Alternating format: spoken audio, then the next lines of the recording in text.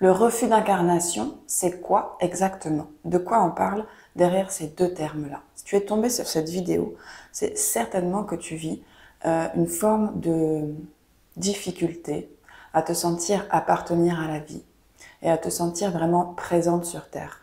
Le refus d'incarnation, c'est un terme spirituel qui explique un état d'être profond qui est que l'âme ne veut pas venir sur Terre. Je ne me sens pas appartenir à la race humaine. Je ne veux pas être là.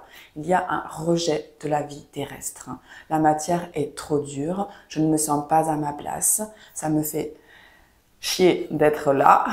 Et je n'arrive pas à réaliser mes rêves et à me sentir pleinement exister dans mon corps et dans ma vie terrestre.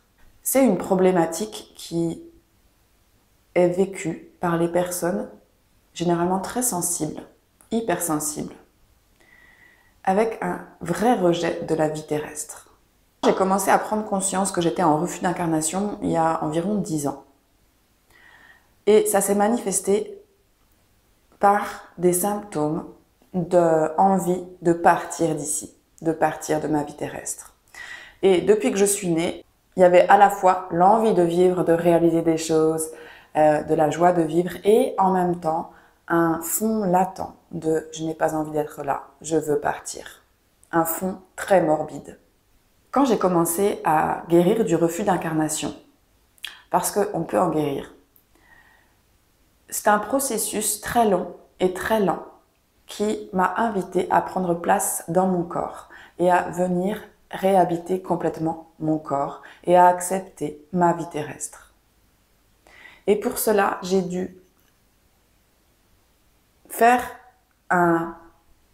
comment je pourrais dire ça, une coupure avec le monde de là-haut. J'ai dû accepter que je n'allais jamais réussir à sortir d'ici. Je n'allais jamais réussir à sortir de la matière. J'ai dû faire le deuil de cette envie-là. Et comment ce deuil il s'est fait? Comment j'ai pu accepter de descendre sur la terre et d'accepter d'être dans la matière, dans mon corps, dans ses limites, dans la dualité? Ça a été en allant guérir, soigner, libérer des émotions très difficiles à ressentir de la naissance, de la séparation avec la mère, de cette sensation de ne pas exister. C'est en libérant émotionnellement des blessures profondes au niveau de mon cœur, de mon âme et de mon corps que j'ai pu accepter que j'étais à ma place sur Terre et que j'ai pu guérir de ce rejet de la vie terrestre. Et aujourd'hui, je n'ai plus du tout cette sensation d'être ailleurs ou d'avoir envie de partir.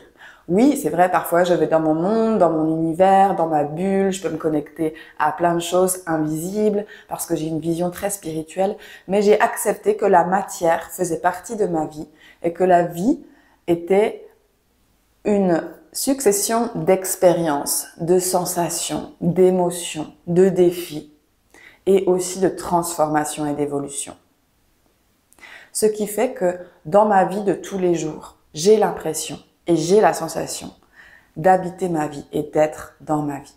Et ça, c'est ce qui change quand on sort du refus d'incarnation et quand on accepte de descendre et quand on accepte de prendre sa place sur Terre. Les défis deviennent supportable, la matière devient agréable et la relation à soi-même peut vraiment se construire. La relation d'amour à soi-même peut vraiment se construire.